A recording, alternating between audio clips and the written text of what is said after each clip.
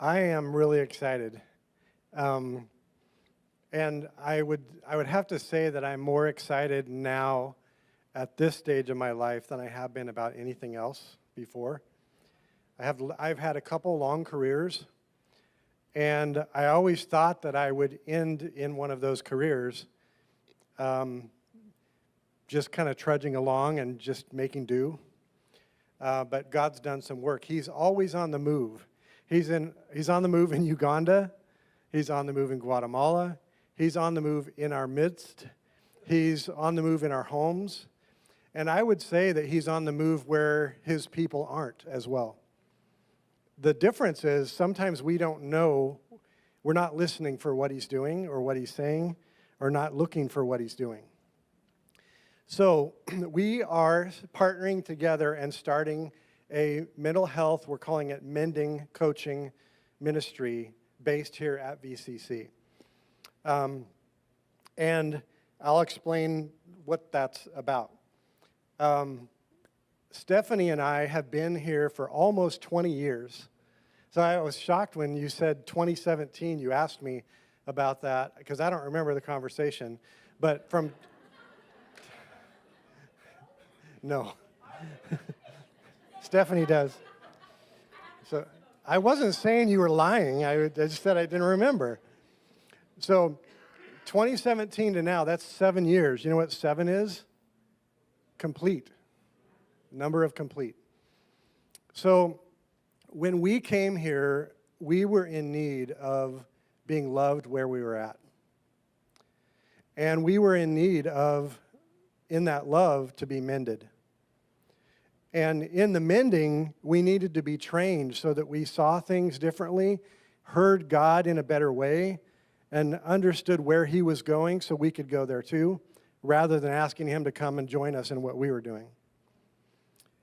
And then we needed to be released into a new work, a new relationship with him. And guess what we got?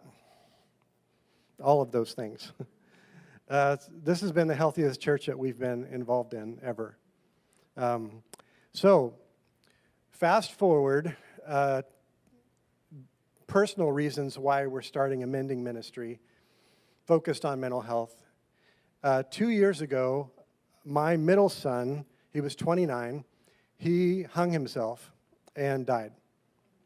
He had a lot of drug problems and struggled a lot.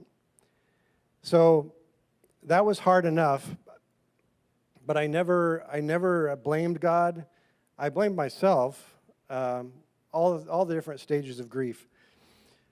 6 months later, I lost my job of 24 years. I thought I would retire there, and that didn't work out. I got another job the very next week after I lost that one and was laid off in 8 months. Then Stephanie said to me, as she said many times over the years, well, what do you really want to do? And I was finally at a place where God had helped me get to where I wasn't feeling guilty by saying what I really wanted. And so that started a journey. So I became, with the American Association of Christian Counselors, became certified in mental health coaching and entered school again to finish my bachelor's in psychology, and which I'm doing now. I should graduate in another year and a half. And with that, started forming a plan. And some of you have been with me in this formation. John Allen was a large instigator in just opening up some ideas for me on where would I go with this. And he said, have you ever thought about mental health coaching or life coaching? Well, that started me down this path, and I really invigorated something in me that I've always loved to do. Connect and mentor. And so Stephanie and I have been marriage mentoring for about 5 years now, as with Donna and Clay. And so I started putting together a plan for what that would look like. I've been working with other churches in our area that do have mental health coaching programs already going. And just some statistics so you know why this is important for us. You know, the things that happen out there affect us in here.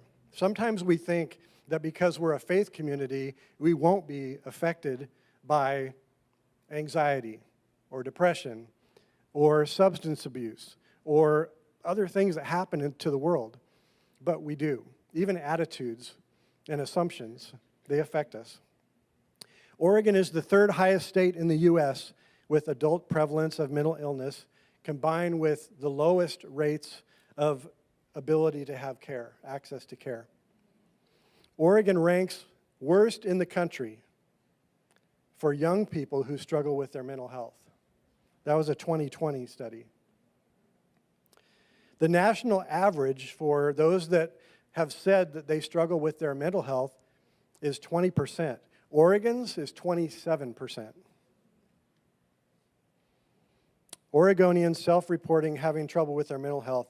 And that percentage means that of the people that attend church at VCC, 117 of them have, are, or will struggle with their mental health. Now, mental health is something that isn't you're crazy or you're not crazy. It's not you're mentally healthy or you're mentally ill. It's our well-being is on a continuum. And so sometimes we're doing really well, and sometimes we fight with trying to get there. And things get in the way, and when they do, they get in the way of us hearing the Lord, and they get in the way of us moving forward in life, two goals that we want to get to. And there's a stigma around mental health. Did you know that less than 40%, I think it's 35% of pastors regularly mention anything about mental health? But it's something that affects most of us, or a great many of us, at some time in life. 50% of congregants say they would like it to be something that we talk about.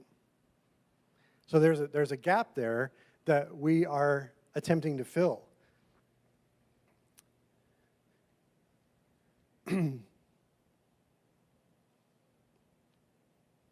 So those are just some of the reasons why a mending ministry is really important for our body and our community. Our aim is to connect with other churches and develop more coaches and more churches doing the same thing, so that our main goal of cooperating with Jesus to serve people can be met. So what does it mean for me if I'm struggling? It means I can get support where I'm at. It means I can understand how I got here. It means I can be kind to myself to define where I want to go. It means I can build skills to help me make changes. It means to receive loving support to start moving in that direction. Most importantly, it means a relationship with God and others that's strengthened. So coaching is available now.